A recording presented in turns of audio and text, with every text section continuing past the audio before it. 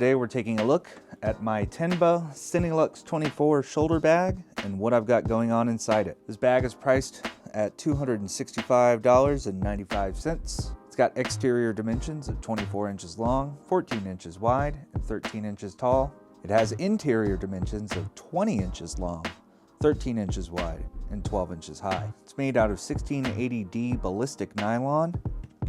It's weather resistant, has YKK zippers, and comes with this nice padded shoulder strap. The strap is made out of this airplane seatbelt material and it's pretty durable. The exterior of the bag is pretty solid. It's got a nice rigidity to it, super padded. Right here along the opening, there's metal in here that keeps it nice and rigid. You press down on the bag and it ain't going anywhere. It's got a left side pocket, a right side pocket, a big front pocket, no rear pocket.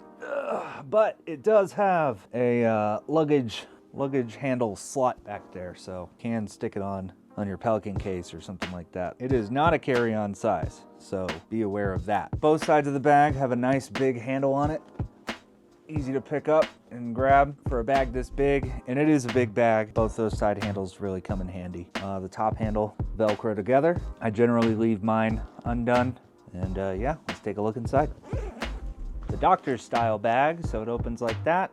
Single zipper. Inside the bag I've got two cameras, a Sony FX6 and a Sony FX3, along with a 70 to 200 millimeter GM2 lens, which you can see here. The bag comes with this padded zipper bag. Inside mine I keep my FX3 batteries, charger, and spare body cap and lens cap. The bag comes with two of these lens wraps, is what they call them. And if you haven't seen one of these before, it's basically just a square piece of padded cloth that has these Velcro tabs on it, and that lets you make a little pouch that you can then shove a lens or a camera or really anything into that, and they come in handy quite a lot. I use mine as a padding. So as you can see right now, I've got this one. It's keeping this camera nice and snug right there. I prefer this for my application, keeping the camera nice and snug over the included seatbelt system. This has Velcro on the bottom. You're supposed to Velcro that to the bottom of the bag, and then you've got a buckle that you can use to keep your camera from moving around. For this camera in particular, I didn't need this, and I built it out a little bit different than intended. So if I take my lens wrap, it's the same thing as the blue one. It's just folded up a little tighter. If I take that out, I can now access my FX6 camera, which I have the Tilta plate on. You can still run an additional plate on the bottom of this. So if you're not using the Tilta style plate on your tripod and you want to add something like a Manfrotto plate onto the bottom of this, it will still fit in the bag overall height-wise, but after that you're pushing it. If you're using something like a VCT plate on this in conjunction with this Tilta base, the whole system's not going to fit in the bag. This is the perfect height for the camera in the bag. You can see the top of the bags here. It starts to curve. There's plenty of space. There's actually about a ½ inch of space before it starts interfering with the mic mount. And why is that important? The Sony mic mounts are super fragile, and lots of people will break this by putting it in a case or a bag that pushes down on the mic. So major points for this, the Tenba 24 bag being tall enough to accommodate that without putting pressure on the mic at all.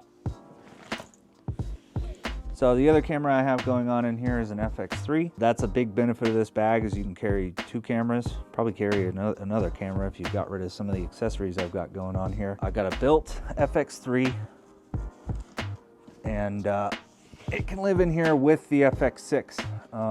Again, it's not getting damaged by the top of the bag at all. The Sony mic mount will do just fine in here. After that, I've got a bandana. Never know when you're going to need one of those. From left to right, I've got my batteries. I've got two CameTV 99 V-mount batteries, an additional BP battery. That's the original BP battery that came with the camera. On the camera, I like to keep a BPU 70. I've also got one of these little anchor batteries that I like to stick on top of my FX3, and then I will run USB-C from this to the camera. This will power the FX3 way beyond the battery that you get in camera. That's what that ends up looking like. Run a cable from here to there, and you're good to go. This is the Tenba Tools Box 4. This does not come with the big bag, but I did get it at the same time, and this is a really cool little organizer pouch. In mine right now, I've got my DoD timecode boxes, the TC1, right? Yep, some spare AA batteries, spare C47s, a small rig, camera tool, headphones, all the cables for the timecode boxes, some spare body caps, and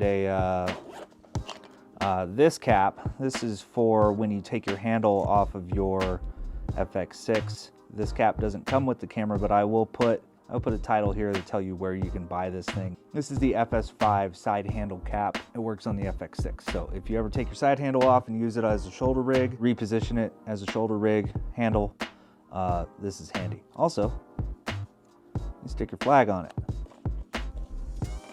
Make sure your camera works. So I really like this Toolbox 4. I want to get a couple more of these. I do know that this will also fit long ways a Sony UWP size transmitter, the G3 size transmitter and receiver, so you can actually do like transmitter, receiver, your 2 wires. So this could be just a little audio kit, and it works out really well. So highly recommend this thing. Love the clear top and love that it fits right there. After that, I've got a bigger Mophie power pack. This is a 20 milliamp hour power pack. Got 2 of these. They've been going for the last 3 years or so, and these are just super handy. Great to have. I think there's a newer model out that maybe one day I'll check out, but for now these have been going strong for about 3 years. After that, we've got the DJI Wireless Mic Kit. This is a good kit. I've got my transmitter and receiver are parked on top of the FX6 right now. I like rigging this up on the FX3 because then I can use the 3.5 millimeter input on the FX3 in conjunction with the 2 XLR inputs. So you can actually run 4 channels of audio into your FX3. You could do that on your FX6 if it had that 3.5 millimeter input, but they don't have it. The way Sony could solve this problem is that they could release an adapter that lets us go from 3.5 female to their multi-interface shoe. That would solve the problem. Sony, I am not going to buy your version of this ECM W3 microphone to replace this. It has less features, it costs more money. I really like this DJI kit. It's worked for me just fine. Definitely will look into the version 2 once it comes out with 32-bit float, so long as it doesn't have the clear shiny case that the Mic 2 has, the one that came with the Pocket 3. With the DJI mic is this bag. It's got the fluffy dead cat and spare cables in it. After that, I've got my old now Aputure M9. This is like the first little eye light, on camera light that they came out with, and mine's still working. I haven't gotten around to checking out the MC Pro yet. Definitely want to. Definitely like the idea that that's an all-in-one system and it's bi-color and all that stuff. This thing's been going strong for 4 years, I'm guessing, something like that, and it works fine. Definitely like these Aputure products though, they work. After that, we've got the Sony GM2, 70-200 GM2. This is a good telephoto lens, makes a nice pleasing picture, and it's fast, f2.8, faster than my other 2 lenses. When I build this out on to either camera, I like to do it on 15mm rods. So I have this Nitze, yeah, we'll go with that, Nitze mount that I modified a little bit and have it going straight into the foot for the lens. This has been working fine. So that's the inside of the bag. As you can see, I like to keep silica packets at the bottom. One more piece that comes with the bag is this lens support. I actually have it supporting the back side of my camera right now because there's this kind of gap right here. So that lens support holds it and keeps it from rocking. And then I have a piece, this black piece here is from another, it's another divider that I have from over the years. That's acting as my lens support, but really rail support. It's been working well for me. The camera doesn't teeter-totter in the bag or anything like that. Last thing you can see here is I've got that divider there is from a Manfrotto bag, and it's holding my just regular foam or my microphone if I want to switch away from the fluffy dead cat to the regular foam. One thing to note is that they've got these, what do they call this? Flex core dividers, and these are actually really cool. There's like metal in here that keeps it nice and rigid in whatever position you put it in. So I really like that. All in all, this is a good bag. Plenty of space for both cameras. You can get everybody in there. It's a good sized bag. Often I'll just leave it like this, grab it, go stick it in the car. On the front of the bag, you have a big pocket. I have on mine my rocket blower, spare micro gaff tape, spuds, lens cloth, and some transport right here. So this is for sticking mics on people. So in the front pocket, you can see there's plenty of space. This is about a 2-inch deep pocket. Got a Joby 1 GorillaPod 1. This is the plastic model. Definitely want to try the metal model, get a little bit more durability out of this, but otherwise this has been okay when paired with a GoPro 9 or 10 or 11 or 12, whichever flavor of GoPro you got, Action 4, whatever. This currently on my little suction cup. I think this is also from Joby. Yeah, this is also from Joby. This is a good little suction cup, but I did modify it. It came with a GorillaPod type attachment, but I switched it out with this small rig thing, and this has been working for me as a dashboard camera. But yeah, this will go here often, and we'll use that on the fishing channel and hike around with that. But otherwise, that goes in there. Got a box of tie downs, just various little adapters and things that I might need. I think there's a spare, yeah, there's a spare Manfrotto plate in there. I've got the Type 2 plate from Tilta. This is the Tilta Type 2 plate. And it was a happy accident when I was building out my FX6 package that I got this, because the Type 1 plate was out of stock.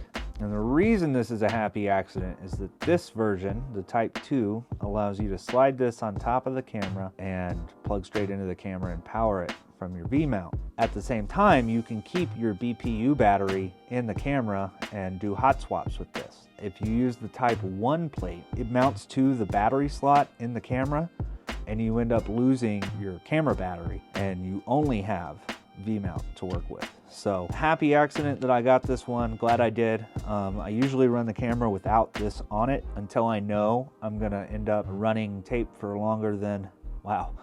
Until I know I'm gonna end up running for longer than I don't know, 2 hours or so. Then I will add this to the situation. So this just goes right on real easy. Definitely like this over the Type 1 plate. It lives over here. I've got a Zoom H4n. I've had this for since 2010 maybe. This thing's been doing okay. Sometimes the screen goes out, but you just hit it and it comes back. I think they have a new version of this. Definitely worth its weight. Good to have on hand. I do want to check out the Tascam DR05X at some point, just to have a smaller handy recorder that doesn't have the XLR in it. But otherwise, get one of these. Keep it nearby for nat sound or whenever you need it. And also, just so you can see, this can take a bigger H6. Boom. No problem. I've got a white balance card, gray card, and that just lives there. And then I like to keep a couple of chewy bars in here for just in case. That's the front pocket. I've actually shoved bigger tripods, and by bigger I mean this thing folds up to this size, and and it fits in there just fine.